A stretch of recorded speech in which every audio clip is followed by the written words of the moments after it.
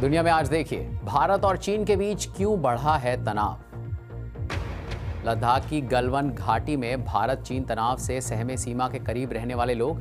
अमेरिकी राष्ट्रपति ट्रंप की मध्यस्थता की पेशकश पर भारतीय विदेश मंत्रालय ने कहा, मामले के शांतिपूर्ण हल के लिए चीन के साथ हो रही है बात। स्वागत है आपका बीबीसी दुनिया में, मैं हूं उदित मेहरा। भारत चीन तनाव पर कवर स्टोरी में होगी बात, लेकिन पहले हेडलाइंस। भारत में कोरोना संक्रमितों की संख्या 1,58,000 के पार। 24 घंटे में 6,566 नए मामले। रिकवरी रेट बढ़ा, करीब 68,000 लोग हुए ठीक। सरकार के वैज्ञानिक सलाहकार बोले, एक साथ 100 टीकों पर चल रहा है काम।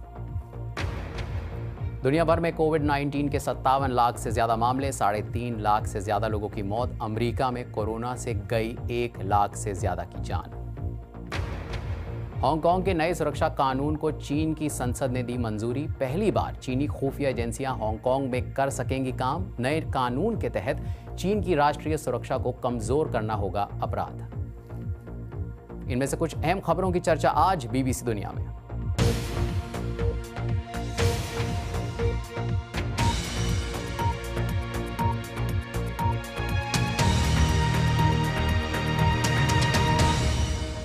चीन से शुरू हुए वायरस से आज पूरी दुनिया परेशान है। इस वैश्विक महामारी के बीच भारत और चीन के बीच सरहद पर तनाव गहरा रहा है। लद्दाख में वास्तविक नियंत्रण रेखा पर दोनों देशों की सेनाएं हरकत में हैं। सवाल उठता है कि कोरोना संकट के दौर में इस फौजी तनातनी की वजह क्या है। आज कवर स्टोरी में इसी की पड़ताल।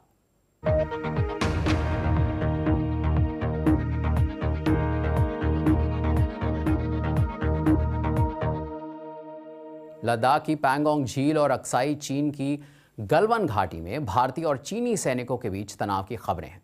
चीन ने पूर्वी लद्दाख की पैंगोंग त्सो झील में अपनी गश्ती नौकाओं की तैनाती बढ़ा दी है। 2 हफ्ते पहले इसी झील के नजदीक कथित तौर पर भारतीय और चीनी सैनिकों के बीच झड़प भी हुई थी। ये इलाका लद्दाख में वास्तविक नियंत्रण रेखा के पास है।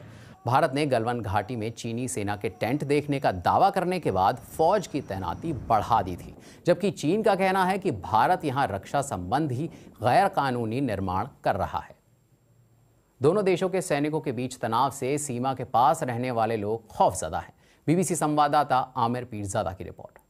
ये ऐसा पहली दफ़ा उस एरिया में हो रहा है, तो लोगों में ये पैनिक क्रिएट हुआ है, क्योंकि काफ़ी ज़्यादा जो है आर्मी का मूवमेंट वहाँ पे गया है, आगे डिप्लॉय हो रहा है। तो उससे गांव को ये चिंता हो रहा है कि आज तक ऐसा कभी हुआ नहीं है। 1962 के बाद ऐसा कभी हुआ नहीं है। लाइन ऑफ एक्चुअल कंट्रोल यानी LAC के पास भारतीय और चीनी सैनिकों के बीच तनाव की खबरें हैं। भारत के लद्दाख की गलवान वैली में दोनों तरफ के सैनिकों ने डेरा डाल रखा है। सूत्रों के मुताबिक दोनों तरफ के सैनिक एक दूसरे के इलाके में घुसपैठ करने का आरोप लगा रहे हैं। हमारा वहाँ पे कम से कम 7 गांव है जो आज की डेट में उनकी सिक्योरिटी को लेके, उनकी सेफ्टी को लेके मैं बहुत कंसर्न हूँ। जो गांव है वो बिल्कुल बॉर्डर के पास के गांव है और इतना दूर भी नहीं है। जहाँ पे ये आर्मी के साथ फेस ऑफ हो रहा है, उस एरिया से हार्डली 2 या 3 किलोमीटर की दूरी पे है। आज की डेट में जो ना बॉर्डर में जो ना काफ़ी लैंड जो ना इंक्रोचमेंट हो रहा है। रिसेंटली 2014 में जो ना वहाँ पे जो चुमूर गांव तक जो ना वहाँ पे इंक्रोचमेंट हुआ है। तो उस हिसाब से जो ना हमारे लोग वहाँ पे अपना जो टेरिटोरी में ग्रेजिंग के लिए जाने नहीं देगा। तो मेरे ख्याल में जो पहले तो 1 फुट 1 इंच करके जो इंक्रोचमेंट हो रहा था, आज की डेट में जो ना किलोमीटर के हिसाब से इंक्रोचमेंट करके ले रहा है। तो उस हिसाब से हमें बॉर्डर के लोग रहने वाले जो ना फिर हमारा वहाँ पे रहना तो बहुत मुश्किल है। आज की डेट में जो ना पंगुंग साइड और ये जो गलवान रिवर साइड में क्या क्या होने जा रहा है, उसी तरह जो ना दमजोग और चुमोर में भी कभी भी हो सकता है। इसलिए हमें बहुत डर है। हमने इस सिलसिले में इंडियन आर्मी और इंडो तिब्बतियन बॉर्डर पुलिस से बात करने की कोशिश की, जिन्होंने इस पे कमेंट करने से मना किया। लेकिन इंडियन डिफेंस मिनिस्ट्री के सोर्सेज से हमें ये इन्फॉर्मेशन मिली कि ग्रेजिंग एरिया श्रिंक हो रहा है, लेकिन ना कि चाइनीज़ इंक्रोचमेंट की वजह से, बट जो पॉपुलेशन ग्रोथ उस एरिया में हो रहा है उस वजह से ग्रेजिंग एरिया श्रिंक हो रहा है, और जिसके साथ साथ वहाँ पे जो डेवलपमेंटल काम चल रहे हैं, इंफ्रास्ट्रक्चरल डेवलपमेंट के काम चल रहे हैं, उसकी वजह से भी कुछ ग्रेजिंग एरिया श्रिंक हो सकता है। उनका ये भी कहना है कि लोगों को पैनिक करने की ज़रूरत नहीं है। इंडियन आर्मी वहाँ पे तभी तक प्रेजेंट रहेगी जब तक ऑपरेशनल काम चलेगा, उसके बाद इंडियन आर्मी उस एरिया से निकल जाएगी। दोनों देशों के बीच ऐसा तनाव पहले भी देखा जा चुका है। 2017 में डोकलाम में भारत चीन के सैनिकों के बीच तनाव महीनों तक जारी रहा था। हालांकि मौजूदा विवाद ने एक्सपर्ट्स को चिंता में डाल दिया है। हमारे जो बॉर्डर पे लोग रह रहे हैं ऐसा तो कभी देखा नहीं है हमारे मतलब लाइफ टाइम में। तो 60 तो होंगे तो हम लोग तो पैदा ही नहीं हुए थे उस टाइम पे। छोटे मोटे होते रहे हैं, जैसे दपसंग में हुआ, चुमुर में हुआ, और हमारे ये जो पेंगोंग लेक में तो बार बार होते रहता है हर साल छोटा मोटा। लेकिन एक पैटर्न ये रहा है कि वो किसी का एक वजह लेके वो पूरा घुसते हैं कि आपने कुछ ये बनाया है, उसको डेमोलिश करो, उसको निकाल दो, फिर हम पीछे हटेंगे। लेकिन मुझे नहीं लगता है इस तरह का बात है अभी कि कुछ बातचीत से पीछे हट जाएगा। लेकिन मुझे लगता है कि भारत के गवर्नमेंट भी, सरकार भी काफी वेल प्रिपेयर्ड है। हालांकि चीन का कहना है कि इलाके में हालात स्थिर और नियंत्रण में हैं और भारत के साथ बातचीत जारी है। ये विवाद ऐसे समय बढ़ रहा है जब चीन पहले से ही कई इंटरनेशनल विवादों के केंद्र में है, लेकिन जानवरों पर निर्भर स्थानीय लोगों के लिए यह अस्तित्व के संकट जैसा है। जब पूरी दुनिया कोरोना संकट से जूझ रही है तो ऐसे में भारत चीन सीमा पर तनाव बढ़ने की वजहें क्या हो सकती हैं? यही जानने के लिए बीबीसी संवाददाता नितिन श्रीवास्तव ने पूर्व भारतीय सेना प्रमुख जनरल वीपी मलिक से बातचीत की। ये 3 वजह हो सकती हैं। पहली कि वो नहीं चाहते हम अपना इंफ्रास्ट्रक्चर को इम्प्रूव करें इस एरिया में। दूसरा, वो उस डिस्प्यूटेड एरिया को ऑक्युपाई करना चाहते हैं, जैसे उन्होंने पहले भी बहुत कोशिशें की हैं। और तीसरा हो सकता है कि ये JNK टेरिटरी के साथ में भी ये जगह या पैंगोंग त्सो या डेप्सांग वगैरह जितने भी हैं उसका भी वजह हो सकती है। चाइना जो है वो इंटरनेशनल लेवल पर कोविड-19 के बाद से थोड़ा बैकफुट पर लग रहा है। चाइनीज इन्वेस्टमेंट कंपनीज इंडिया में आने की कोशिश कर रहे थे। इंडिया ने FDI नॉर्म्स को थोड़ा और स्ट्रिक्ट किया है। क्या आपको लगता है कि वो भी एक फैक्टर हो सकता है? प्रेसिडेंट शी जिनपिंग को शायद लगता है कि उनका जो चाइना ड्रीम है कोविड-19 की वजह से शायद हो नहीं पाएगा। अभी चाइना के ऊपर बहुत क्रिटिसिज्म हो रहा है। तो आप देखेंगे कि उस क्रिटिसिज्म को मुकाबला करने के लिए उनकी नॉन सिर्फ इंफॉर्मेशन वॉर की एक्टिविटी ज़्यादा हो रही हैं और उनकी जो मिलिट्री एक्टिविटीज़ भी जो हैं वो भी ज़्यादा वो कर रहे हैं। इनका आखिरकार क्या सॉल्यूशन देखते हैं आप, और क्या आपको लगता है कि ये खतरा है क्या दोनों मुल्कों के सामने? देखिए, इसमें कोई शक नहीं है, क्योंकि एक ही समय में इतनी जगह के ऊपर ऐसी एक्टिविटीज होना, तो उस लिहाज से ये थोड़ा फर्क है। अभी जो है मिलिट्री लेवल के ऊपर मुझे लगता है कि ये चीजें अभी फेल हो चुकी हैं। तो अभी जहां पर कन्फ्रंटेशन है ये मेरा ख्याल में अभी काफी लंबी चलेगी और इसका भी शायद जो सोल्यूशन है वो डिप्लोमेटिक लेवल या पॉलिटिकल लेवल के ऊपर होगा। भारत और चीन के बीच लंबे समय से सीमा विवाद रहा है, मगर हाल के कुछ सालों में दोनों देशों के बीच वास्तविक नियंत्रण रेखा पर कब गतिरोध बना, आइए जानते हैं। इस वक्त लद्दाख की पेंगोंग झील और अक्साई चीन की गालवन घाटी में दोनों देशों के सैनिकों के बीच तनाव की खबरें हैं। इससे पहले 5 मई को लद्दाख में और 9 मई को चीन भूटान बॉर्डर के पास भी भारतीय और चीनी सैनिकों में तनाव बढ़ा था। सितंबर 2019 में पूर्वी लद्दाख में दोनों देशों के सैनिक इकट्ठे हुए थे, जिसके बाद तनाव बढ़ा। जब वहां भारतीय सैनिक पेट्रोलिंग कर रहे थे तब चीनी सैनिकों से उनका सामना हुआ। खबर आने पर भारतीय सेना ने कहा था कि दोनों ओर से ब्रिगेडियर रैंक के अधिकारी इस मामले में बातचीत कर रहे हैं। जून 2017 में डोकलाम सीमा पर 73 दिनों तक विवाद चला था। लंबे समय तक भारतीय और चीनी सैनिक सीमा पर डटे रहे थे। विवाद तब शुरू हुआ था जब कथित तौर पर चीन के वहां पर सड़क बनाने की खबरें आई। चीन डोकलाम पर अपना दावा जताता रहा है। सितंबर 2014 में शी जिनपिंग के भारत दौरे से पहले भारतीय इलाके डेमचोक में सड़क बनाने को लेकर भारतीय और चीनी सैनिकों के बीच तनातनी हुई थी। फिर दोनों नेताओं ने मिलने पर इस बारे में बात भी की थी। ये विवाद 16 दिनों तक चला था। वक्त है ब्रेक का। ब्रेक के बाद दिखाएंगे अमेरिका में क्यों हो रही है राष्ट्रपति ट्रंप की आलोचना। और विदेश जाकर पढ़ाई करने की तमन्ना रखने वाले भारतीय छात्र क्यों हैं परेशान? तो मिलते हैं बीबीसी दुनिया में एक ब्रेक के बाद।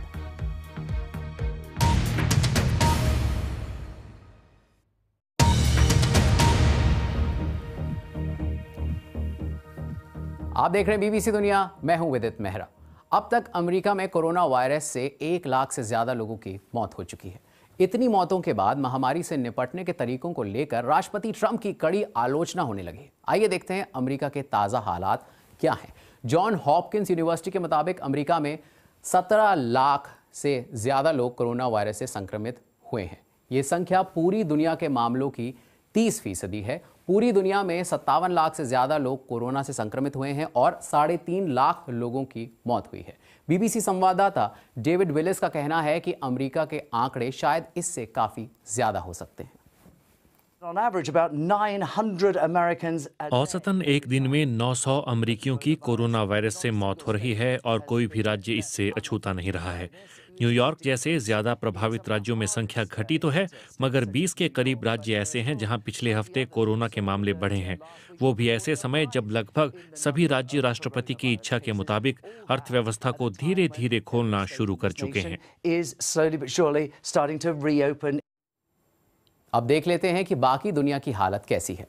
अमेरिका के बाद कोरोना के सबसे ज्यादा मामले ब्राजील में हैं। पिछले 24 घंटों में यहां 1000 से ज्यादा लोगों की जान गई है, जिससे मौतों की संख्या 25,000 के पार हो गई है। इस बीच दक्षिण कोरिया ने कहा है कि अगर कोरोना वायरस के मामलों में उछाल जारी रहा तो वो अपने यहां सोशल डिस्टेंसिंग के कड़े नियम लागू करने पर विचार कर सकता है। मंगलवार से यहां पर 24 लाख छात्रों ने फिर से स्कूल जाना शुरू कर दिया है। कोरोना वायरस की ज्यादा मार झेलने वाले ब्रिटेन ने रणनीति में बदलाव लाते हुए टेस्टिंग और ट्रेसिंग शुरू की है। पॉजिटिव पाए जाने वाले लोगों से उनके संपर्क में आए लोगों की लिस्ट ली जा रही है और फिर उन्हें 14 दिनों के लिए अलग थलग रहने को कहा जा रहा है।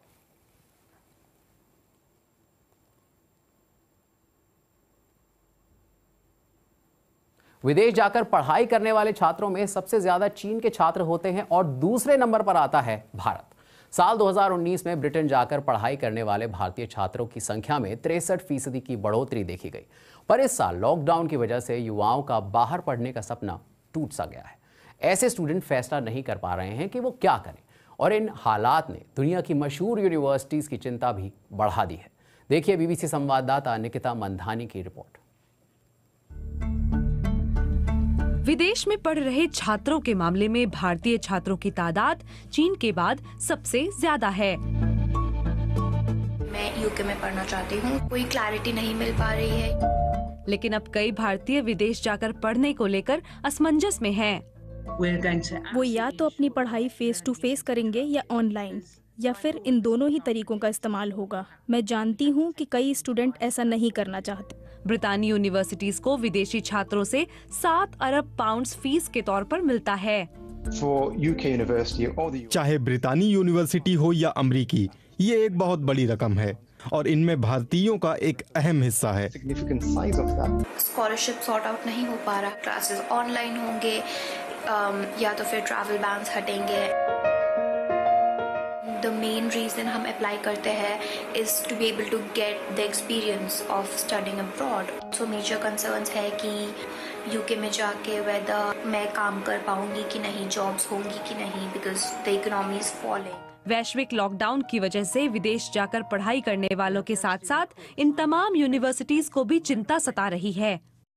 कोरोना वायरस की वजह से विदेश जाकर पढ़ाई करने वालों की संख्या में कमी आ सकती है और ब्रिटेन की यूनिवर्सिटीज पर आर्थिक संकट छा सकता है। सबसे बेहतर तकनीक होने के बावजूद आपको दिक्कतें आएंगी। इंटरनेट की समस्या और छात्रों को उस अनुभव का मिल पाना जो उन्हें आमतौर पर अपने दोस्तों के साथ मिलता था। सब निर्भर करता है आने वाले कुछ महीनों पर। क्या भारत में अंतर्राष्ट्रीय उड़ानों पर से प्रतिबंध हटेंगे या किस तरह यूनिवर्सिटीज में कोविड-19 के थमने के बाद सोशल डिस्टेंसिंग का पालन होगा?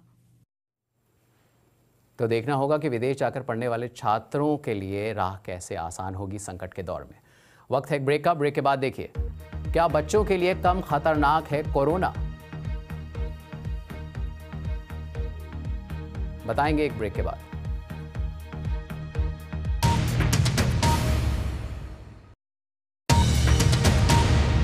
स्वागत है आपका बीबीसी दुनिया में। मैं हूं उदित मेहरा। ये सवाल हम सबके जहन में आता है कि कोरोना वायरस का बच्चों पर क्या असर होता है। बच्चे सोशल डिस्टेंसिंग का बड़ों की तरह ख्याल नहीं रख सकते। चीज़ों को छूने को लेकर भी बच्चों से पूरी सावधानी की उम्मीद नहीं की जा सकती। ऐसे में ये चिंता आज हर उस माँ बाप की है जिनके बच्चे हैं। बच्चों में कोरोना को लेकर अब तक जो रिसर्च हुई है, आइए उसके बारे में आपको बताते हैं। फ्लू जैसी बीमारी बच्चों के जरिए सबसे ज्यादा फैलती है, लेकिन कोरोना वायरस के मामले में ऐसा नहीं है। आमतौर पर बच्चों से कोई भी बीमारी इसलिए तेजी से फैलती है क्योंकि वो हर जगह हाथ लगाते रहते हैं, बार बार हाथ भी नहीं धोते और ज्यादा समय लोगों के आसपास ही रहते हैं। क्या तुमने आज कई चीजों को हाथ लगाया है और अब वहीं हाथ मुंह में लगाया? वैज्ञानिकों का मानना है कि बच्चों में कोरोना वायरस संक्रमण के फैलने का खतरा बहुत कम है। अब तक के आंकड़ों के मुताबिक बच्चों और युवाओं में कोविड-19 फैलने की संभावना बड़ों के मुकाबले आधी है। दुनिया भर में वैज्ञानिक कोविड-19 संक्रमित बच्चों और बड़ों के खून के सैंपल की जांच से इस बात का पता लगाने में जुटे हैं कि बच्चों को इससे कितना खतरा है। पर अब तक ये जरूर पता लग पाया है कि बच्चों के मुकाबले बड़ों से ये महामारी ज्यादा फैल सकती है। कुछ ऐसे भी सबूत मिले हैं जिससे इस बात की पुष्टि होती है कि बच्चों से बीमारी फैलने का खतरा बहुत कम है। पर ऐसा क्यों है, ये अब तक पता नहीं चल पाया है। विश्व स्वास्थ्य संगठन के मुताबिक जिन देशों में कोरोना के मरीज मिलने के बावजूद स्कूल खुले रहे, वहां स्कूल या उसके आसपास ये बीमारी नहीं फैली। ये बात साफ है कि बच्चों में भी कोरोना वायरस संक्रमण हो सकता है, लेकिन उनसे वायरस फैलने का खतरा कितना है, ये अब तक पता नहीं।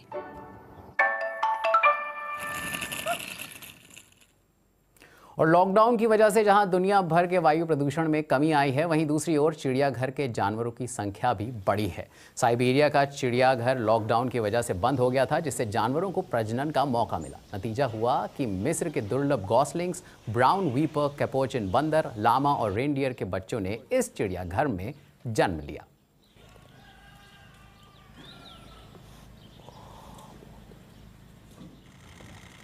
और स्पेन में सिनेमा के शौकीन खुली हवा में नीले आसमान के नीचे अपनी गाड़ियों में बैठकर फिल्म का मजा ले रहे हैं। ऑटो सिने रेस ड्राइव इन बुधवार को फिर से शुरू हुआ, जहां लोगों को 1978 की हॉलीवुड फिल्म ग्रीस दिखाई गई। यहां एक समय में सोशल डिस्टेंसिंग के साथ केवल 100 कारें ही पार्क हो सकती हैं। तो कार्यक्रम में आज बस इतना ही। कार्यक्रम से जुड़े किसी भी टॉपिक पर आप मुझे ट्वीट कर सकते हैं। मेरा ट्विटर हैंडल है @bbcwithit। आज के लिए हमें दीजिए इजाजत।